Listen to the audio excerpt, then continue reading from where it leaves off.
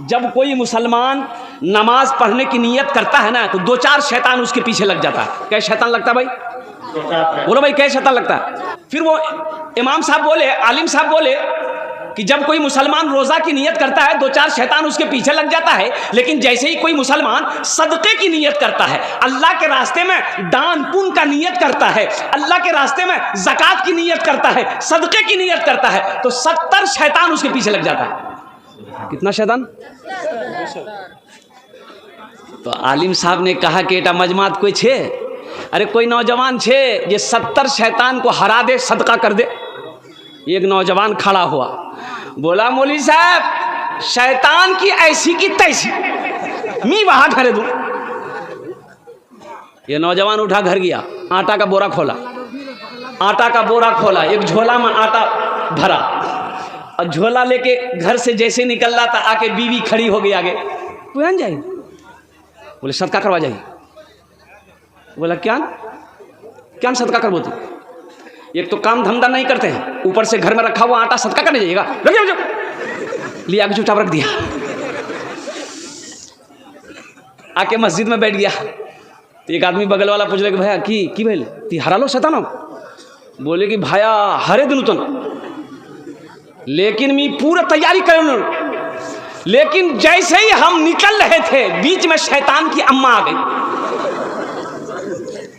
बस वहीं पे हम हार गए। एक बादशाह है, वो दरबारियों को जमा किया, बादशाह ने ऐलान किया जो मेरे सवालों का जवाब दे देगा हम उसको इनाम देंगे, जो मेरे सवालों का सही जवाब नहीं देगा उसका कि बुझा ना।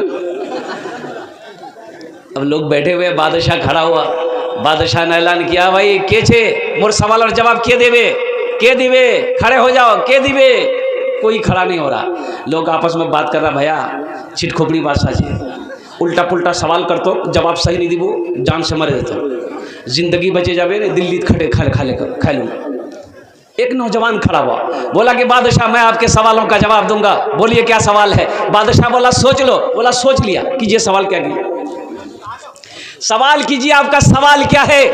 तो बादशाह ने कहा कि मेरा पहला सवाल ये है कि मेरी हथेली में बाल क्यों नहीं है। बोला बताइए कोई सवाल है? अरे सर में बाल नहीं है तो सवाल है कि हम टकला का है, हथेली में बाल। लेकिन ये नौजवान बड़ा चालाक था, बोला कि बादशाह साहब दरअसल बात यही है कि आप दानी बहुत हैं, दान पुण्य सदका खैरात ज़कात बहुत देते हैं, इसलिए देते देते सब बाल घिस गया। बोला बहुत अच्छा, अब देता कुछ नहीं था।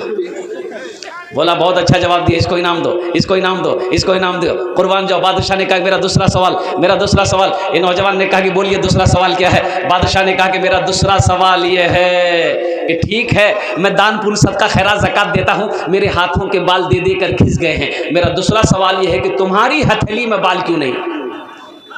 नौजवान बोला बाप फंसे गिनूंगी। ये नौजवान बोला कि हुजूर दरअसल बात यही है कि आप जो कुछ भी देते हैं वो हम ही को देते हैं, इसलिए आपका देते देते घिस गया, हमारा लेते लेते घिस गया। बोला बहुत अच्छा, यहाँ की नाम दे, यहाँ की नाम दे। बादशाह बोला मेरा तीसरा सवाल, ठीक है मेरा देते देते घिस गया, तुम्हारा लेते लेते घिस गया, मेरा तीसरा सवाल है कि ये हजारों लोग जो बैठे हैं इनकी हथेली में बाल क्यों नहीं है? बोला भैया आप तो गाड़ी मोड़ फंस गई है, इनकी हथेली में बाल क्यों नहीं है? इस नौजवान ने कहा कि हुजूर दरअसल बात यही है कि आपका देते देते घिस गया, मेरा लेते लेते घिस गया, ये हजारों लोग अफसोस से हाथ मलते मलते घिस गए। चौथा सवाल क्या है?